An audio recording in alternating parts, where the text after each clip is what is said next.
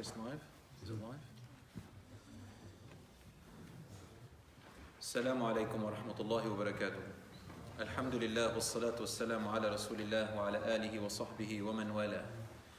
Brothers and sisters in Islam, today lesson number 28. We are now in the second phase of the event of the battle or the event of Al-Khandaq, which is the battle of the trenches, otherwise called the battle of the Confederates, the battle of Ahzab. We can call it Ahzab, we can call it the battle of the Khandaq. In the Quran, there is a whole surah. In the beginning of it, it's dedicated to that battle, and that surah is actually called Surah Al-Ahzab. It is in chapter 33, verses, I think 8 till about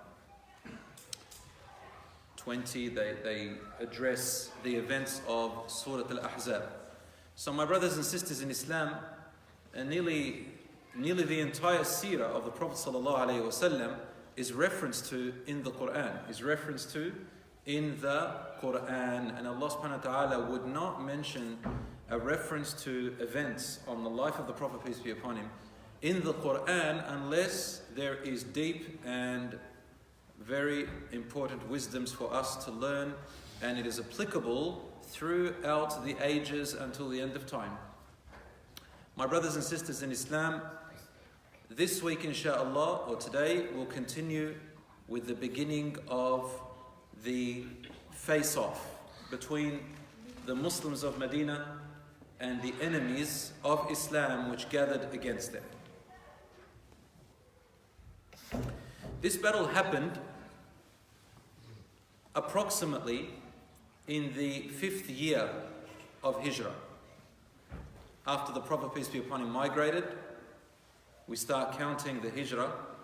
1, 2, 3, 4. This is the 5th year that the Prophet, peace be upon him, is in Medina after the Hijrah. And it is the third battle now, the third major battle. There's always little tiny battles happening, but this is the third major battle. We had the first major battle, which was Battle of Badr. The second one, Battle of Uhud, and now Battle of Ahzab. And each of these major battles, brothers and sisters, are very different to the other one. The lessons are extremely unique that do not get repeated. And these battles happen up to the death of the Prophet ﷺ, and are left for us with all the lessons we need to operate with and to deduce what we need from them until the end of time as a community, as a ummah, as individuals. Brothers and sisters in Islam, this battle of Al-Ahzab was instigated, just to recap a few points that are important for me to tell you this story today. It was instigated by the Jews that lived around Medina. The three tribes were Banu Qaynuqa, Banu Nadir, and Banu Qurayza. Banu Qaynuqa have now been banished because of their treachery to the Prophet ﷺ. And now Banu Nadir were also banished. They were almost going to be killed according to the international laws in those days, universal laws, and also the treaty that they had between them. They were supposed to be executed for their treachery. But the Prophet ﷺ let them go, and they carried whatever they could of their goods. Instead of thanking the Prophet ﷺ or just saying, look, we did wrong, let's just leave him alone at least. Don't follow him, but just leave him alone. No, they actually took the time to go out and utilize this opportunity to gather as many enemies as they can amongst the Arabs from themselves to annihilate the Prophet ﷺ. And trust me, my brothers and sisters, those Jews of Banu Nadir did not have any purpose really. They didn't really want to help the Arabs at all. They'd never liked the Arabs, those Jews of Banu Nadir and Banu Qurayza. But they want them to wipe each other out so that they can re-establish their business and their trade and their unfair trade and their interest trades, so they can stay on top and in power around Medina and other places. So my brothers and sisters in Islam, they went to a place called Khaybar, and I think last week I made a mistake. Khaybar is outside of Medina. It's between there and Tabuk. So you got Mecca, Medina, and furthermore is Khaybar. What they did was they went around to all these Arabs trying to gather as many as they can and incite them. And they went to the people of Mecca. The Meccans wanted revenge. The Meccans are still not satisfied. In the Battle of Uhud, they couldn't win. So they wanted to kill the Prophet ﷺ once and for all. He didn't do anything to anybody, nor did any of the Muslims, but it's just hatred, and they don't want the truth. Because people, especially the elites or the people who want to get rich and those who want to stay in power, you can either stay in power in truth, but you have to suck up being same as everyone else and the same laws apply to you, or you can follow false and corruption and just abuse the people and oppress and grow. It's selfishness, right? Capitalism is kind of, there's good to it, and it agrees with Islam in some ways, but the capitalism of today has been corrupted. And you know, the notion the rich gets richer and the poor gets poorer. There's all this oppression happening to the people in the middle class and the lower class. And the Jews in those days, they, even till today, a lot of them, they still have that idea, and today it's spread throughout the world. So those Meccan people also wanted to do that, right? They just don't want the truth, because the truth will set them straight. Anyway, the largest amount of enemies yet to gather against the Prophet ﷺ was now. 10,000 well-armed men from different tribes. Mecca, and there's another place called Ghatafan. Ghatafan is the largest Arab tribe. And Mecca had the greatest prestige. So and many other Arab tribes, they came together, finally, with the help of the Jews, the Banu Nadir, not the Banu Qurayza. Banu Qurayza was still the neighbors of the Prophet ﷺ at that time, and at this point, they didn't take part in treachery yet. However, Banu Nadir did. As this inciting happened, they gave them their word. The Banu Nadir gave the word to all the Arabs that we will not leave you alone, we'll help you. And they said to them secretly, we'll even try to go to Banu Qurayza, our cousins, our friends and our cousins, and convince them to also break the contract with Muhammad, peace be upon him. They know that the breaking of this contract is treachery, it is treason, and it's death. But they were so sure of themselves that they're going to win. Brothers and sisters in Islam, and so it happened. The Prophet ﷺ received news of the coming of this largest group of soldiers ever to have seen. And subhanAllah, they were very scared. The Muslims were extremely terrified. To illustrate this, Allah subhanahu wa ta'ala does mention this account in the Quran. In Surah Al-Ahzab, Allah said, إِذْ جَاءُوكُم مِّن فَوْقِكُمْ وَمِنْ أَسْفَلَ مِنْكُمْ وَإِذْ زَاغَتِ الْأَبْصَارُ وَبَلَغَتِ الْقُلُوبُ الْحَنَاجِرَ وَتَظُنُّونَ بِاللَّهِ الظُّنُونَا هُنَالِكَ ابْتُلِيَ الْمُؤْمِنُونَ وَزُلْزِلُوا زِلْزَالًا شَدِيدًا. Which means, and when they came upon you from above you and from below you, when your eyes were stupefied with horror and your hearts leaped to your throats and you began to entertain diverse thoughts about Allah, what's Allah going to do to us? The believers were then put to a severe test and were most violently convulsed. They were very, very scared. They were terrified. This meant that the annihilation of the entire Muslim ummah is gone. There's only a handful of them in Medina. But if they die, that's it. It's like saying today, equivalent to today, saying the largest army has gathered from all around the world to annihilate the 1.7 billion Muslims left on earth. That's exactly in contrast what it meant in the Battle of Ahzab. To translate it to today, it will be like a third of the world, more than a third of the world, gathering against 1.7 billion Muslims to annihilate each and every single one of them who says Allah. Gone. This is what it meant, guys, brothers and sisters. But Allah subhanahu wa ta'ala will not let the truth die. For He is the one who brought this truth and nobody can beat Allah. Allah says, وَيَمْكُرُونَ وَيَمْكُرُ اللَّهُ. They plot and plan, and Allah also plots and plans. وَاللَّهُ خَيْرُ الْمَاكِرِينَ. But Allah subhanahu wa ta'ala is the best plotter among the plotters and the planners. To plot and plan in good is virtuous. To plot and plan for corruption and haram and depression is the haram thing. So they gathered against the Prophet ﷺ, As they were coming on their way from Mecca all the way to Medina and around there, the Prophet ﷺ didn't know what to do. So he resorted to what Allah commands every prophet to do. And that is, gather your companions and seek their counsel. Don't just make a decision on your own, unless it is from Allah. So the Prophet ﷺ suggested a few things himself. And the Sahabas asked him, they would always ask him this question, Ya Rasulullah, is this what Allah told you? Or is it you with your tactics of war that you think would work? And he said to them, it's what I think, tactics of war. So then they said, well, Ya Rasulullah, we see otherwise. We should do this or we should do that. And that's completely fine. Okay? It's completely fine. My brothers and sisters in Islam, an example of that is once the Prophet ﷺ saw some farmers farming, they're about to farm, and the farmer said, Ya Rasulullah, is it better to plant our seeds now or wait until the next season? And they said, no, plant them now, I think. They planted them and then they died.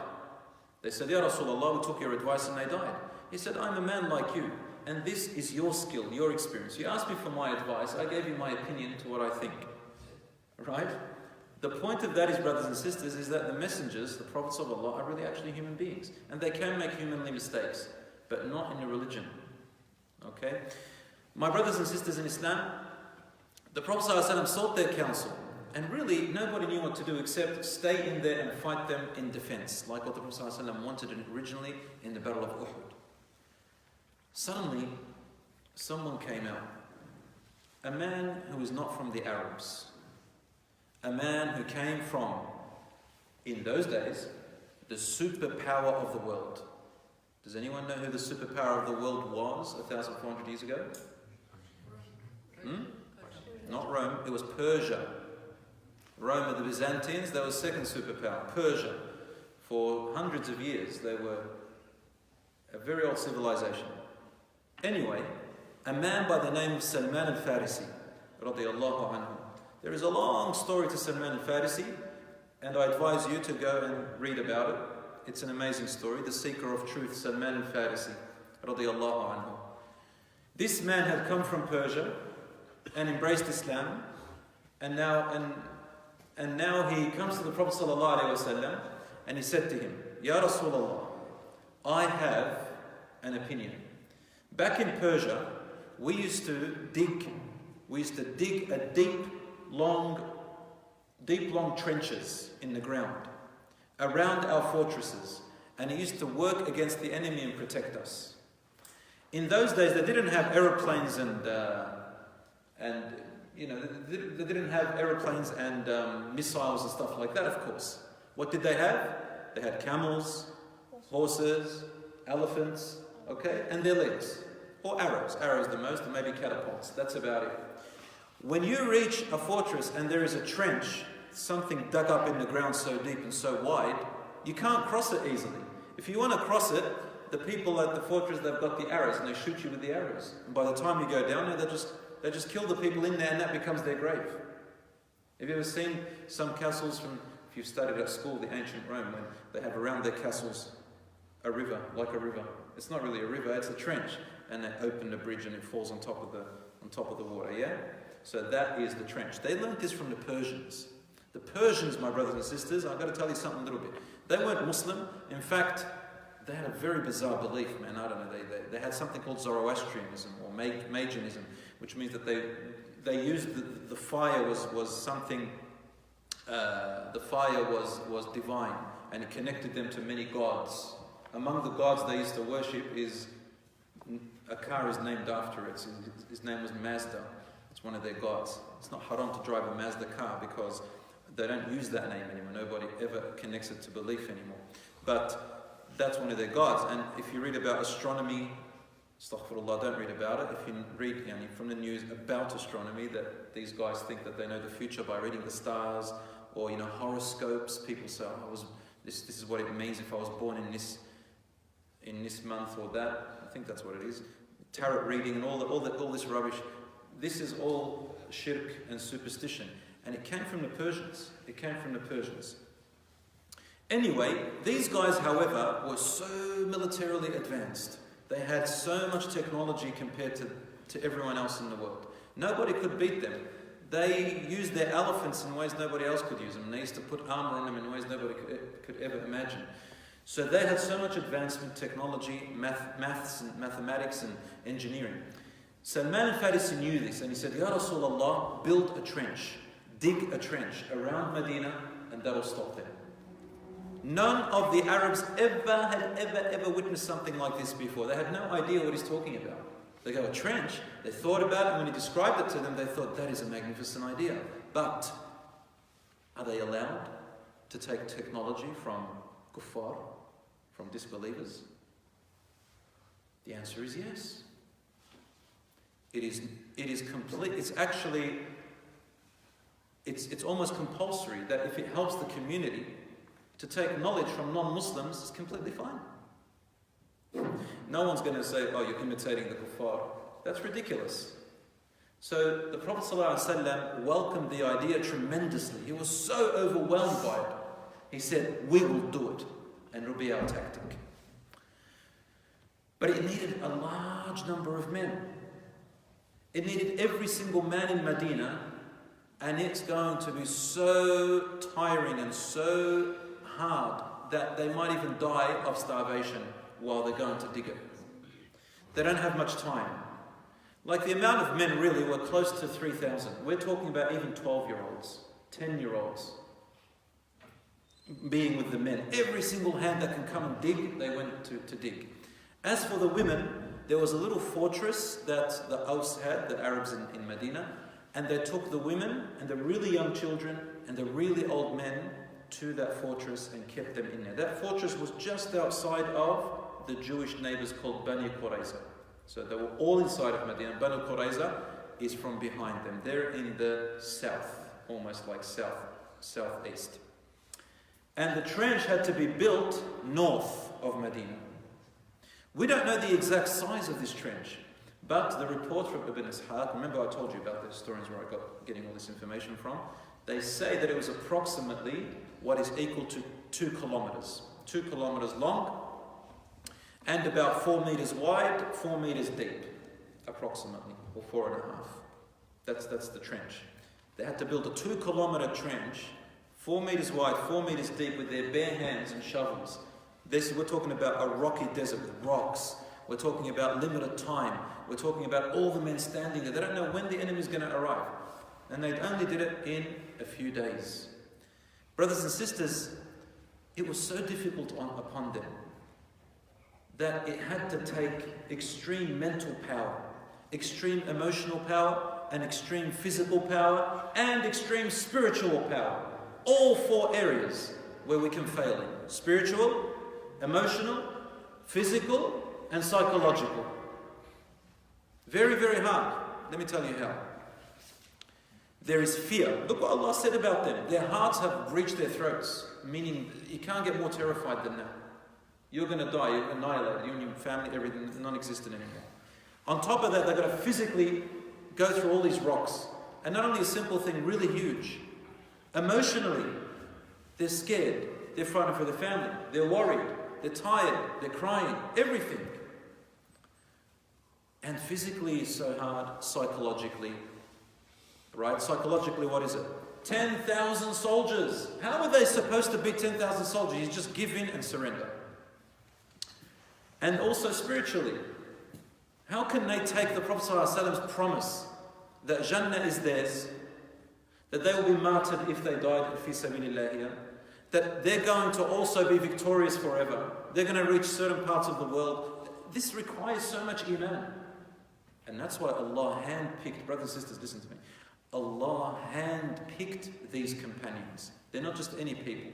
Allah handpicked them. Salman al-Farisi came all the way from Persia and Allah handpicked him. These were the people who carried the deen on their backs for us today. If they were gone, we would have no guidance. They're not like us. They are absolutely not like us. Nothing, not even, we're not a speck next to them. I know a lot of people say that, but you don't appreciate it until you really see it. You start to really hear the details of what they went through. So they began digging. Every man was there. The only man left behind who was young enough was Hassan ibn Thabit, radiallahu anhu. That's his name. Hassan ibn Thabit was a great poet. Forget about all the rappers today. This guy was the media of the Muslims. Nobody could match him in his poetry. Remember what we said about the Arabs in the few lessons back? That their media was poetry. It was everything. The better you are with poetry, the more powerful you had of an influence on the entire Arab world. Rasul had Hassan ibn Thabit who embraced Islam. When he embraced Islam, the Prophet said, "What? The Hassan, the great poet? None other?" And he said, "Yes, Ya Rasulullah." The Prophet was so happy when he embraced Islam. There was only one flaw with him, and that is, he wasn't brave physically to go out and fight. He had a problem with that. However, the beauty about the companions is that them being our role models doesn't mean they are role model. Each one of them is a role model in everything. And just because he has one flaw doesn't mean that you talk about him and you say he's not good. Hassan ibn Thabit stood stances which Abu Bakr, Umar, Uthman, Ali, Zubayr, none of them could stand like him. He stood with his mouth, and he could have been killed while standing with his mouth. We know today anyone who speaks out is in danger. So if he spoke out and he didn't care. But when he came to battle, he wasn't good at fighting. So he stayed back, Hassan ibn Thabit radiallahu anhu. The men began to dig and dig until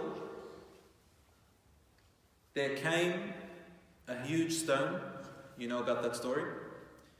A big boulder. And nobody was able to break it. So they called the Prophet ﷺ, and he came along. As he came to watch his companions, because the Prophet ﷺ was digging with them, there was about 10 men to every 4 cubits or so. And the Prophet ﷺ was in one place. He did not sit back. The Prophet ﷺ was digging double what they were digging.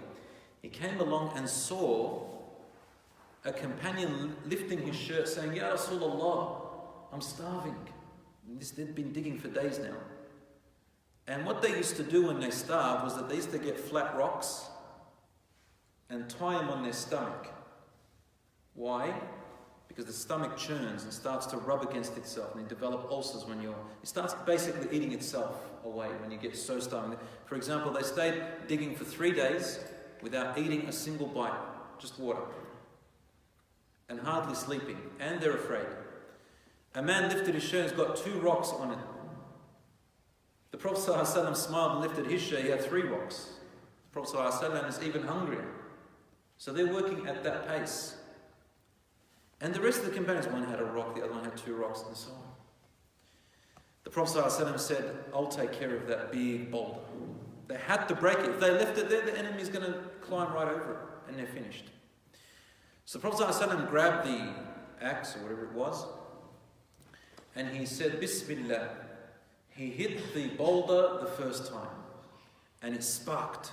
Okay? Big spark came out like lightning. And he broke about 1/3 of it. The Prophet ﷺ then cheered. He smiled so hard. When he smiled so hard, you could see his gums. That's why the Prophet ﷺ could hardly see his gums unless he was so cheerful, and you could see his gums.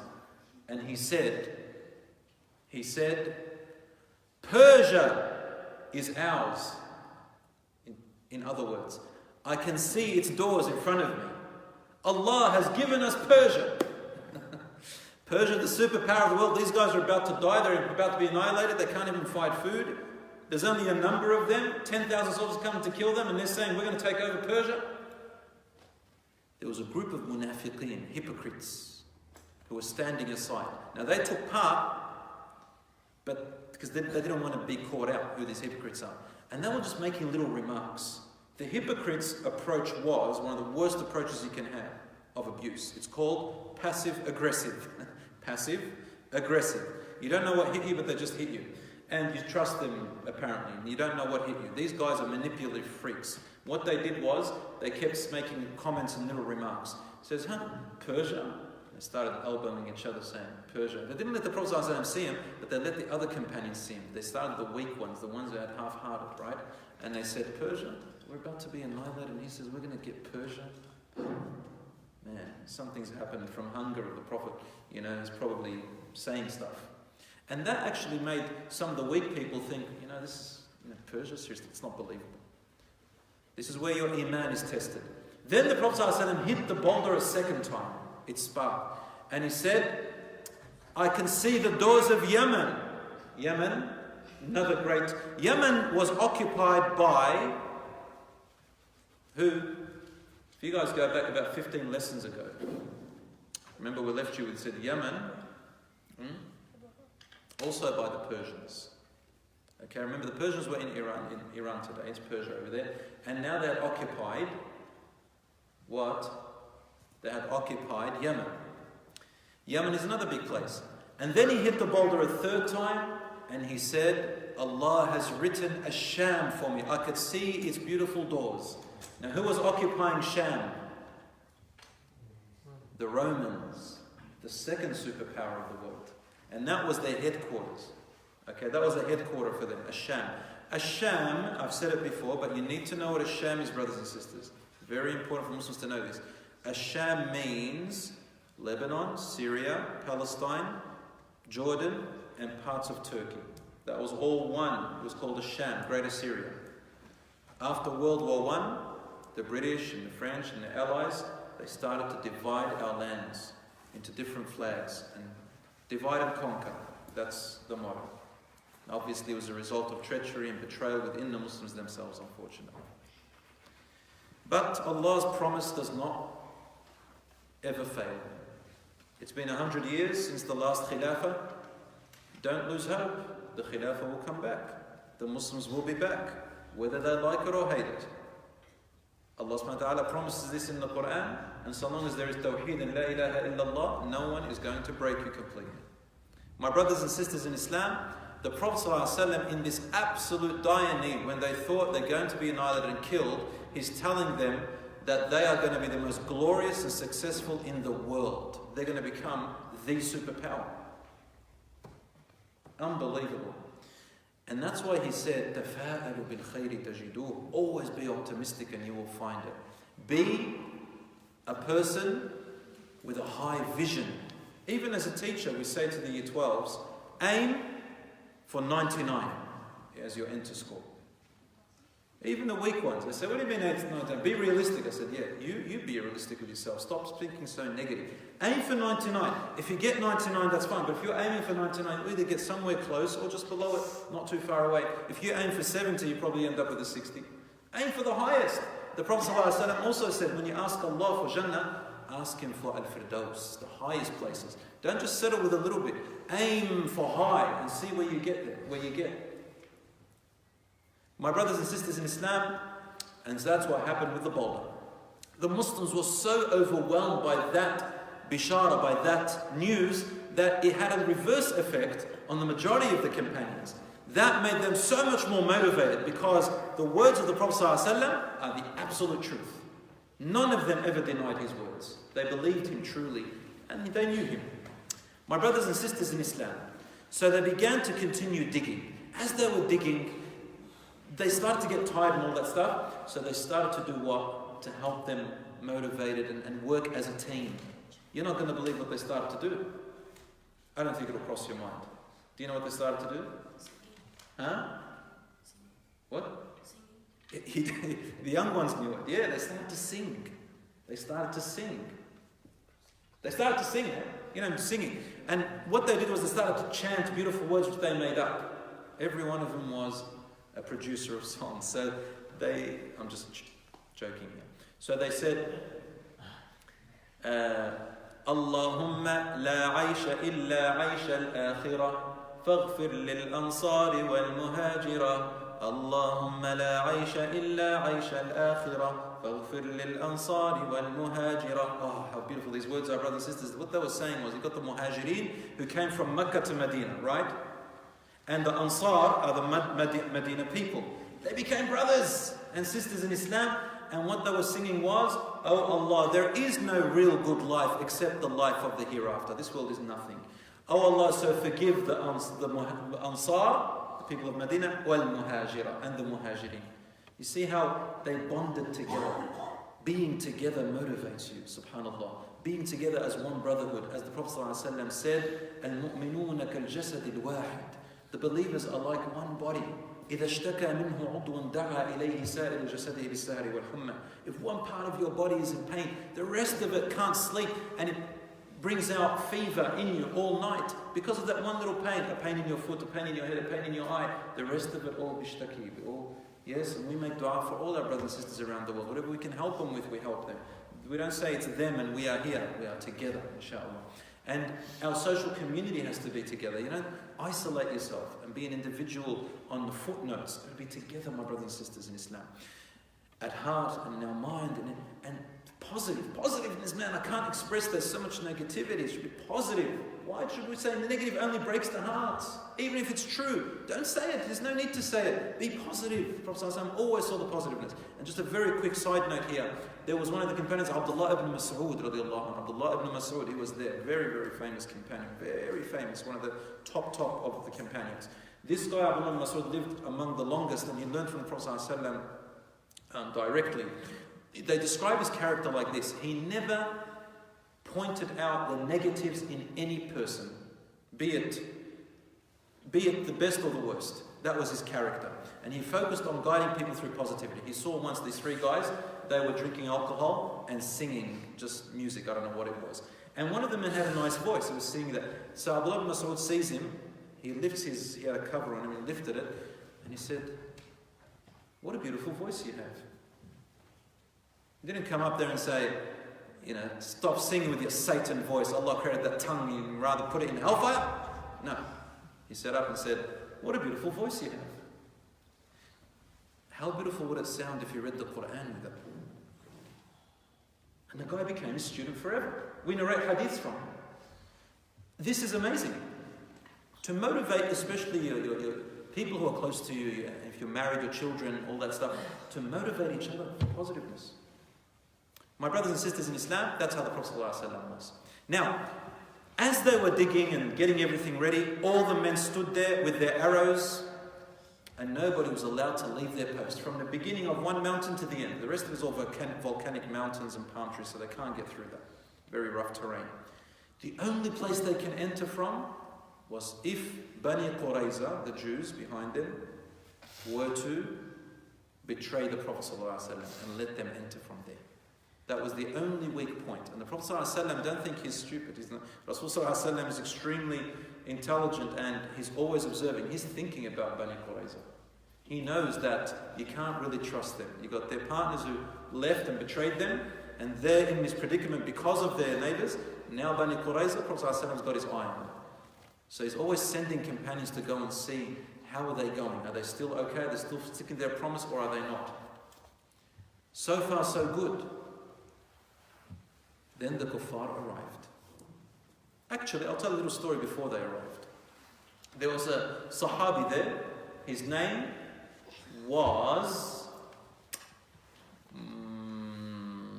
something started with an M. I forgot. La hawla wa la quwwata illa billah. Anyway, this Sahabi, Jabir, Abdullah ibn Jabir, radiallahu anhu, he had 2 stones tied to his stomach. Remember the guy I told you about? That was him.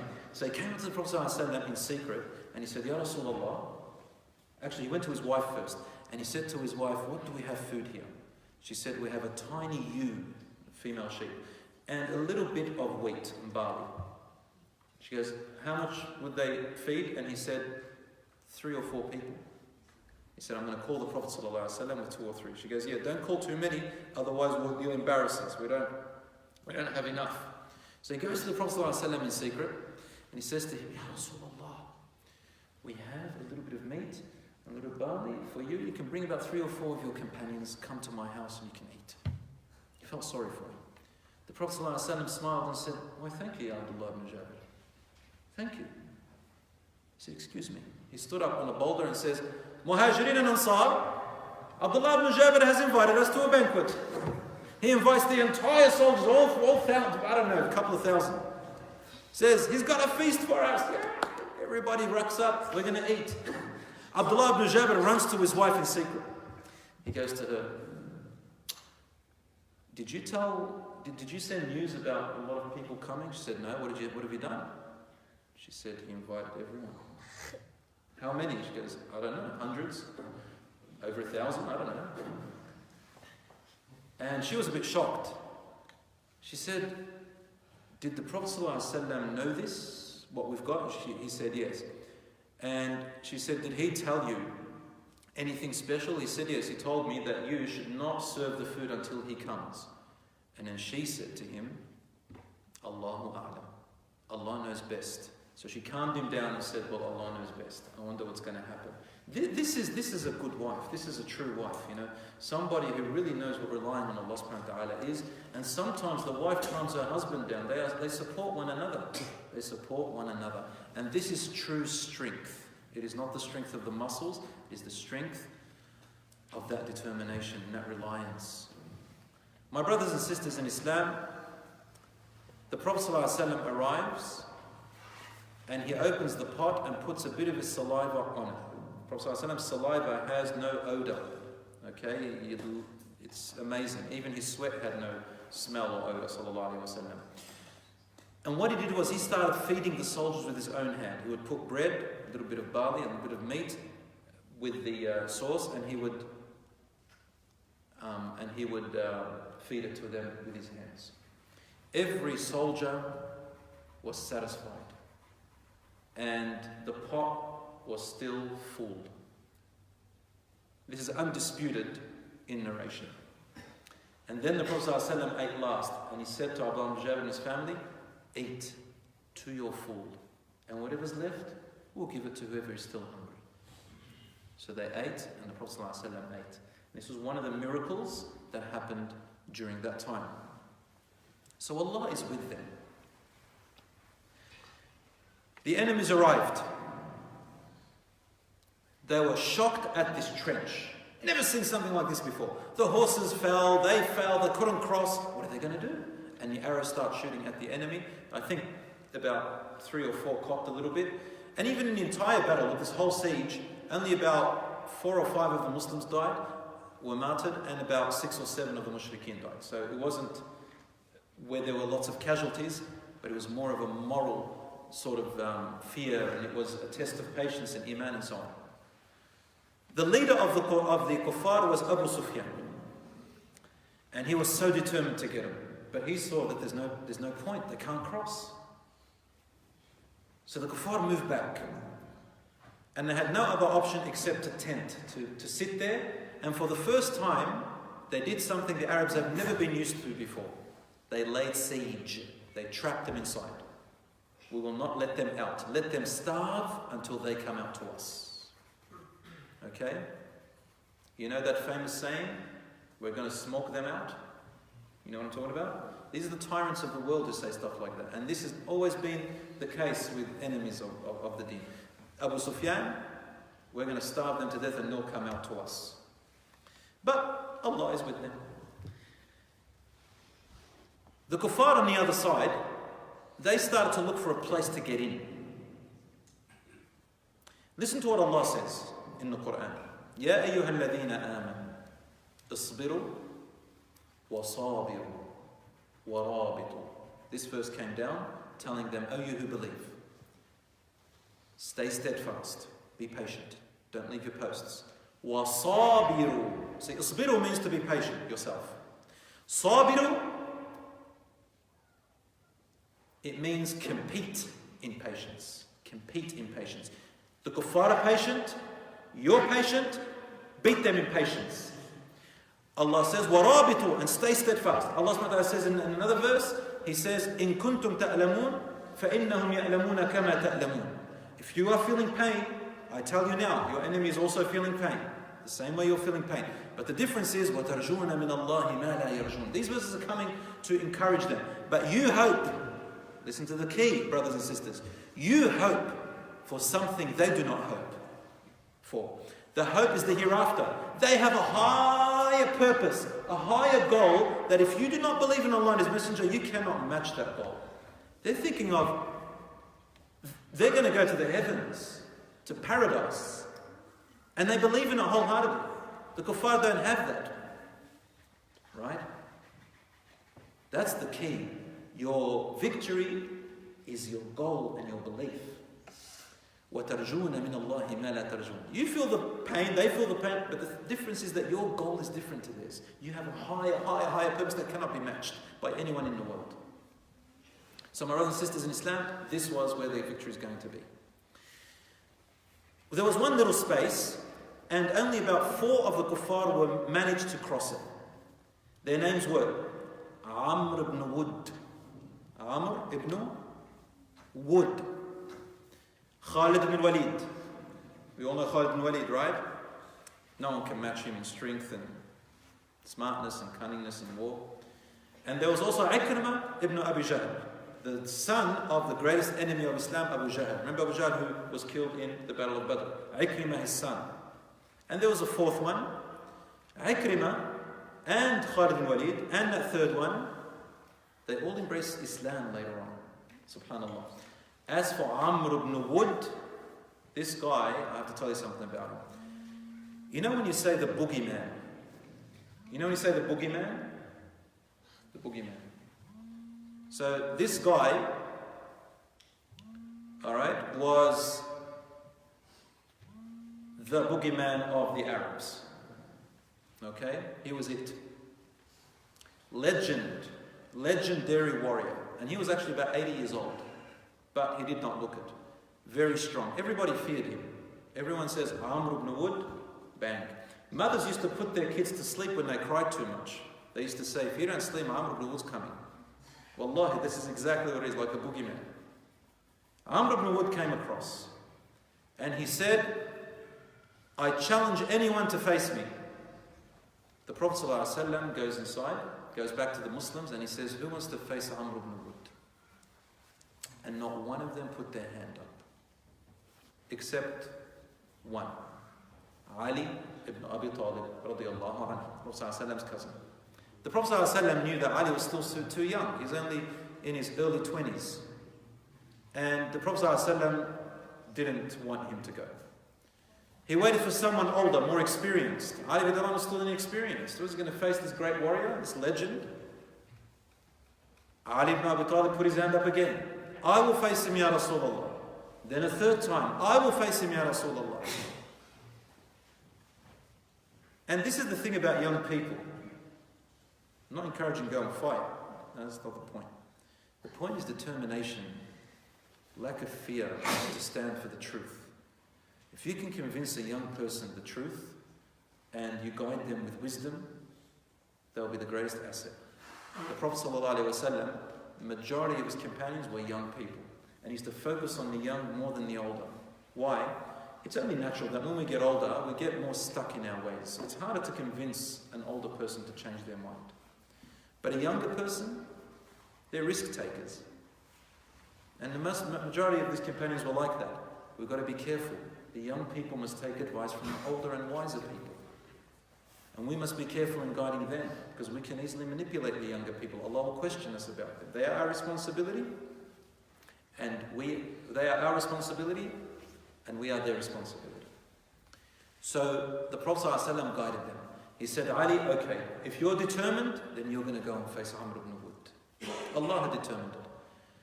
So he went out and faced Amr ibn Wood. Amr was on his horse. He says to him, Yabna akhi. Like, they still had respect for each other. He said, nephew,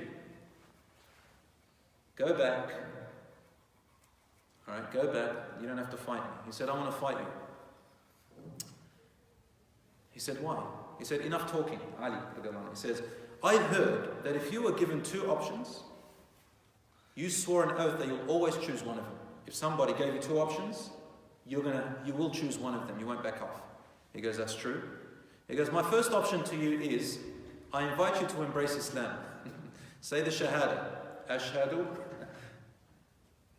Amr ibn Wood looks at him and goes, I have no use with embracing Islam. I don't need it. What's the second option? See, Ali was sitting there. The Muslims are about to be annihilated. He's a young, inexperienced kid, basically, compared to Amr ibn Wood. And he has the audacity, in their eyes, to invite him to Islam. Say the Shahada. Embrace Islam. Ashhadu. He says, no. So then he goes, like, what's the second option? He said, the second option is that you fight me till death. Amr ibn Wood got irritated at that and he said, listen, I'll fight, but send me someone else. لا أريد أن أفجع أبواك بك. He says, I don't want to cause your parents grief over your death. You know what he says to him? He said, if you don't want to grieve my parents, I want to cause your parents grief over your death. And Amr ibn Wood got so angry at that he climbed off his horse and he actually cut his horse. He cut in the leg so the horse can sit down, not be used, and slapped his horse. It was a show of courage that you're a little kid coming here to fight me, and while you are standing on your feet, I can't fight you while I'm on my horse. So he broke his horse's legs out of anger, slapped his horse to show them that I will not use my horse. You're going to fight me on your legs, and you're talking like this, like a disrespectful little brat. I'm going to show you what it's all about. You're going to fight me on your feet, I'll fight you on my feet. And the battle began between them. Swords and shields, and bang. It went on for a very long time, Allahu A'lam, and the dust rose. The Muslims are looking, the kuffar are looking, and then suddenly they hear the word Allahu Akbar.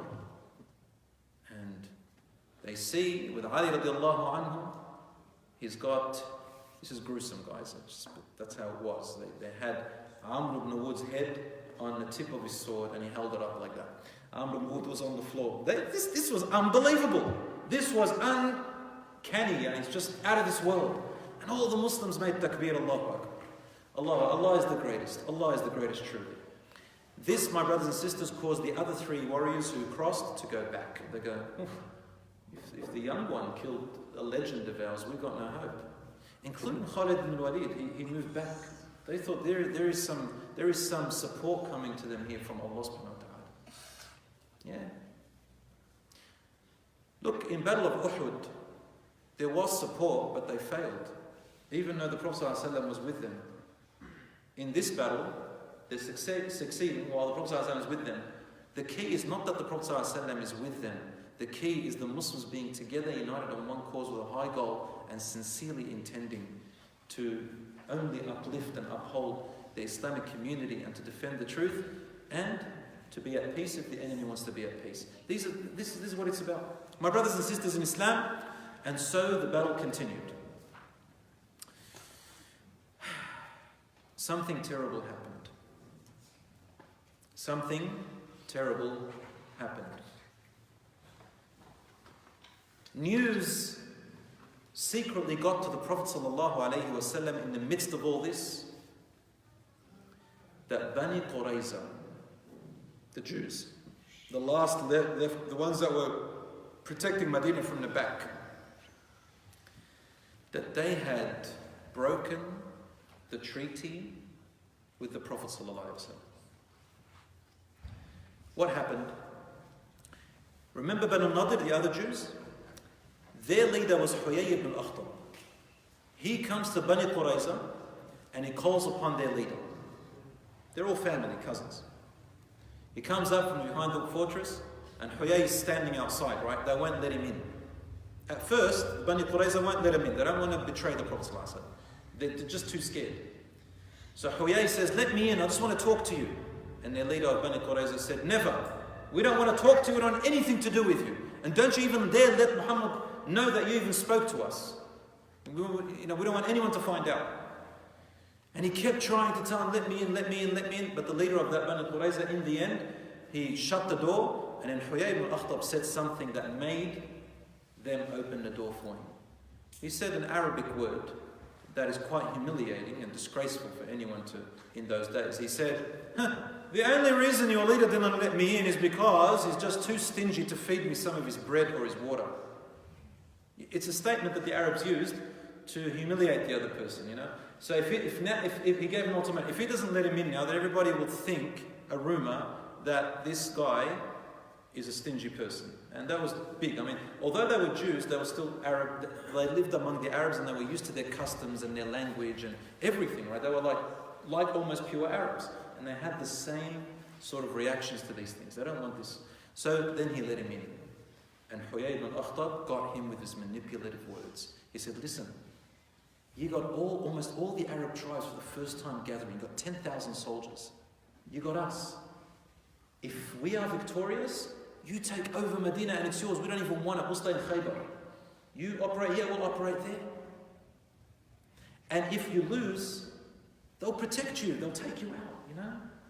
They promised to protect you. The Quraysh, the Meccans, they did. The Arabs, they promised to protect them if they lose. It's a win-win situation now. He tried talking to him until finally he convinced him. He broke it. And then he said, all right, we'll break the contract. When the Prophet ﷺ heard about that news, he didn't believe it without investigating. Brothers and sisters, a very valuable lesson here for us as individuals, as a community. The Prophet ﷺ is hearing this news about an enemy who he knows is not honest. And he receives the news from companions who are known for their honesty.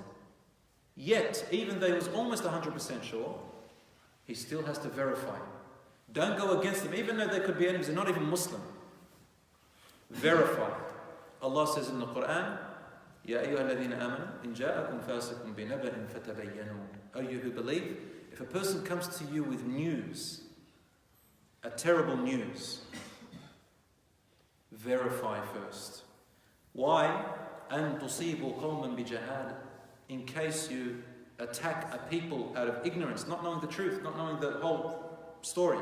فَتُصْبِحُوا عَلَى مَا فَعَلْتُمْ نَادِمِينَ. And then you will regret making that decision or taking action. Alhamdulillah, there are members in our community who I myself know and take them as role models in this. Wallahi, if there are two people involved, they will never say a word or judge without hearing the other side, and only if the one who's heard the news knows that they can do something about it. Like let's say you want to reconcile between two people. But if they have no business, it's just rumors, they don't even want to hear the other side. They just forget to say, excuse me, we don't want to hear this stuff, just move away. I can't do anything about it, go and tell someone who can.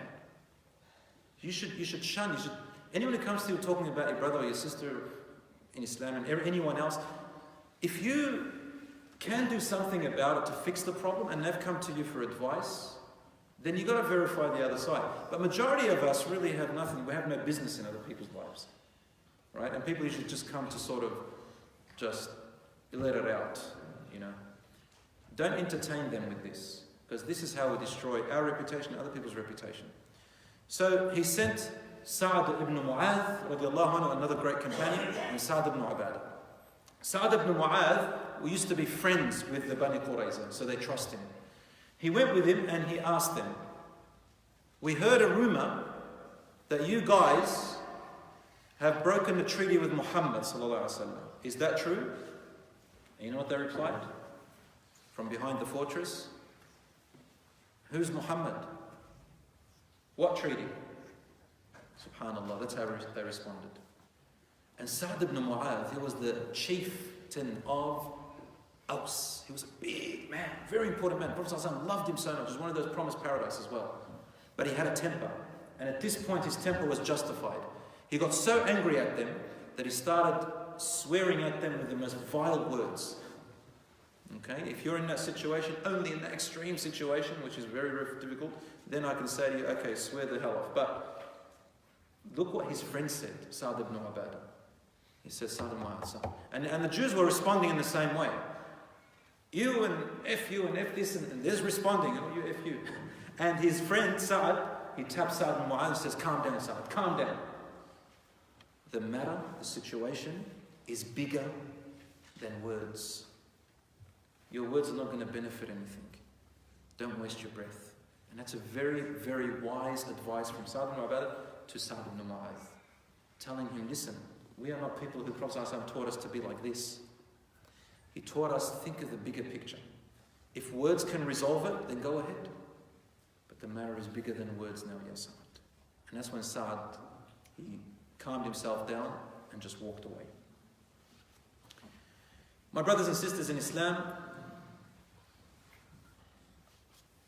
how many times you get into a disagreement with someone and then you swear, and then that other person uses that swear word that you said against you and changes the whole topic. Now they're the victim. It's happened a lot because they know they're in the wrong, they're finding a reason to make you in the wrong. So a Muslim is not a fahash or a la'an. A Muslim is not a cursor, not a swear person who swears. All right, only in extreme circumstances where it can work. He returned back to the Prophet ﷺ and secretly told him that the news was true. What did the Prophet ﷺ do? This news now means that all the Muslims are going to be annihilated. That's it, they're gone. Instead of the Prophet ﷺ telling them about the news, the Prophet ﷺ smiled, went up and said, Allahu Akbar. And everybody thought, wow, great news. He said, Allah is going to give us victory. The opposite. Allah is going to give us victory. You see what I'm talking about? Optimism. If he had told them any other way, it would have disheartened them and they would have decided their loss before it even came. And this teaches us a lesson, brothers and sisters. Anything you do in your life, anything that's worthy, so long as it's halal, and so long as Allah has allowed you to do it, and it's worthy, and you're not sure, will you fail, will you succeed? Just do it. Go ahead. فَإِذَا عَزَمْتَ فَتَوَكَّلْ عَلَى اللَّهِ. Allah says, once you've made a decision, then rely on Allah. Make it right. Make a decision and start working towards making it best. You never know where Allah takes you. Do not decide failure from the beginning. Only Allah knows what happens tomorrow. This is just fear. And 90% of things we fear don't even happen. So the Prophet ﷺ didn't want them to decide their loss from there by saying, oh, we're going to lose. And that's when they would have written their loss. But instead, he motivated them more. And the battle continued. How much time for Isha? No? 8 minutes. We'll finish this part and then I'm going to stop at a very crucial point to talk about it next week, inshallah.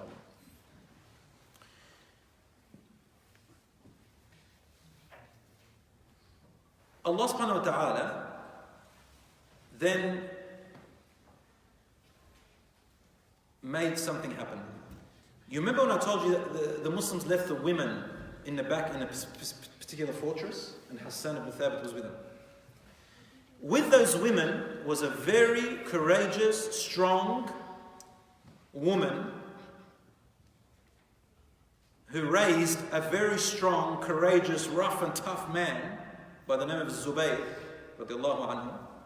The first cousin of the Prophet ﷺ was his auntie, Safiya, radiallahu anha. Safiya was over 60 years old, well over 60 years old. But man, was she tough, Allahu Akbar, in and out. The Jews sent one of their soldiers to check out the fortress of Medina. They were ready to see if there's any men in there. If they knew that there was only women, they'd call the kuffar and say, hey, you can come in from here now. But they were very scared, so that they sent a soldier. The soldier was seen walking in Medina, in the city. And he couldn't see anyone. Then he noticed the fortress. Who noticed him? Safiya, the Prophet ﷺ's auntie, his paternal auntie, his father's sister, Safiya radiallahu anha. And she said to Hassan ibn Thabit, Ya Hassan, you're the only man among us. Go and kill him. Go and kill him. Let them think that there's men here, otherwise we're all dead, we're all gone. You've got to send them a message. Hassan ibn Thabit, subhanAllah, it was the only thing that some people don't misunderstand him. It was just his nature, subhanAllah. He said to her, Safiya, I would, but you know my problem. I just can't do it. I can't kill someone. I can't do it. You know, Allah created him for a different purpose.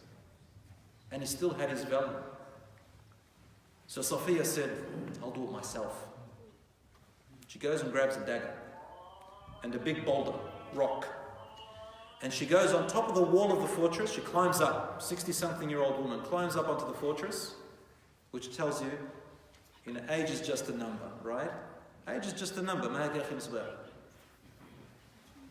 You would know. Age is just a number. She climbs up, grabs the big rock, waits for the soldier to come forward and throws it on him. The guy goes unconscious on the ground. She runs outside, another gruesome scene, but they had to do it. Grabs her knife and she severs his head and then goes to the fortress of the Bani Qurayza and throws his head over. He goes rolling in front of everybody and they go, "Ya Wali, There's men in there, there's soldiers, these guys are vicious. And then they started getting scared. They would not dare to open the doors for the kuffar to come in. They said, oh, this is tough. We need some support here. That was the role of Safiya radiallahu anha.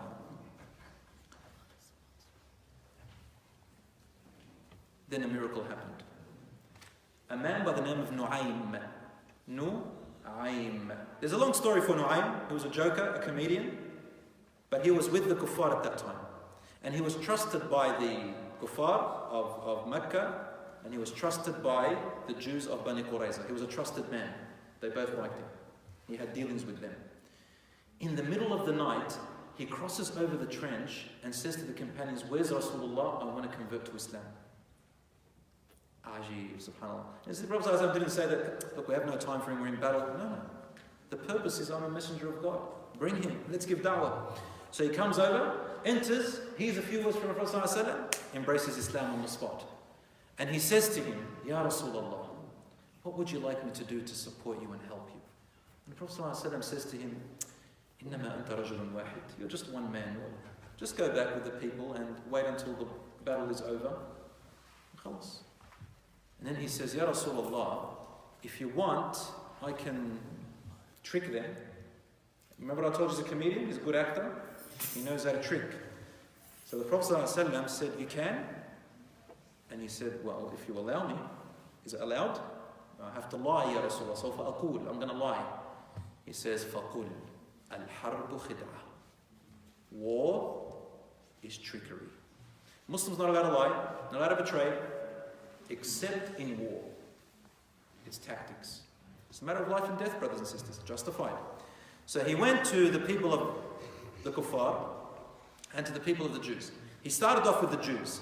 Knock, knock, yeah, oh, it's Nu'aym, beautiful man, we love you, friends. He comes in and he says to them, you guys know how truthful I am to you. They go, yep, we've never known you to be a traitor. He goes, okay, you know that you trust me, right? They go, yeah. He says, listen, I love my people and everything, but I'm not a man who betrays.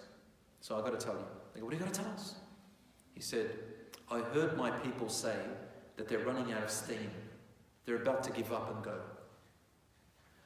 And they're lying to you. They're not going to protect you. They're going to leave you, and Muhammed is going to come and kill you. They go, really? He said, yes. He said, what should we do? He said, let me give you an advice. Ask my people to give you 10 of their elite soldiers, their elite warriors, their elites, as an assurance, so that they don't abandon you. And when you ask them, they're going to say no. If they say no, it means what I'm telling you is true. They're going to leave you alone. If they give you, good. They go, all right. He goes back to his people and says to them the opposite. He says, the Jews regretted what they did and they're afraid of Muhammad. So they secretly went to Muhammad ﷺ, and they apologized to him, and he wouldn't accept their apology until they gave him a promise. They said, we will give you 10 of their elite warriors as a sign of our promise. And the Prophet accepted it from them. And Abu Sufyan said, Nu'aym, are you telling the truth? He says, yes. So they went to him, Abu Sufyan and the rest, to the Bani Qurayza to see if his Nu'aym's words were true. So they come up to the Jews and they say, how's everything going? Good, they said. But we have a concern, the Jews said. They said, how do we know that you're going to abandon us, they're going to support us? What if you go and abandon us? They said, we already gave you our promise, we will not abandon you. They said, give us 10 of your elite warriors as an assurance. Abu Sufyan and the rest said, those treacherous people. Nu'aym is right. They're going to take him and give him to the Prophet.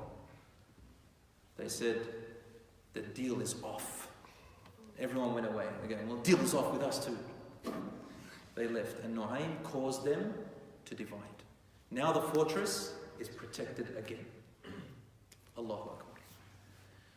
They stayed for a few more days, for about maybe 40 days, the whole thing, and then Allah subhanahu wa ta'ala sent a storm and a wind to make the dust come out. And the Arabs are not used to that stuff, man. They ran out of food, And so Abu Sufyan picked himself up and said, I can't handle this anymore, we're leaving. And so they left. Allah talks about this account in the Quran. Allah said, Ya أيها الذين آمنوا اذكروا نعمة الله عليكم إذ جاءتكم جنود فأرسلنا عليهم ريحا وجنودا لم تروها وكان الله بما تعملون بصيرا. Allah said, believers, call to mind Allah's favor to you when enemy hosts invaded you. Then we sent against them a wind and hosts that you did not see, although Allah was observing all that you were then doing. My brothers and sisters in Islam, whoever relies on Allah subhanahu wa ta'ala, Allah will not leave them. And Allah will not change the state of the people until they change the state that is within themselves. It starts with your own self, then with your family, then with your neighbors and your community, and so on. وصلى الله على نبينا محمد وعلى آله وصحبه أجمعين والسلام عليكم ورحمة الله وبركاته.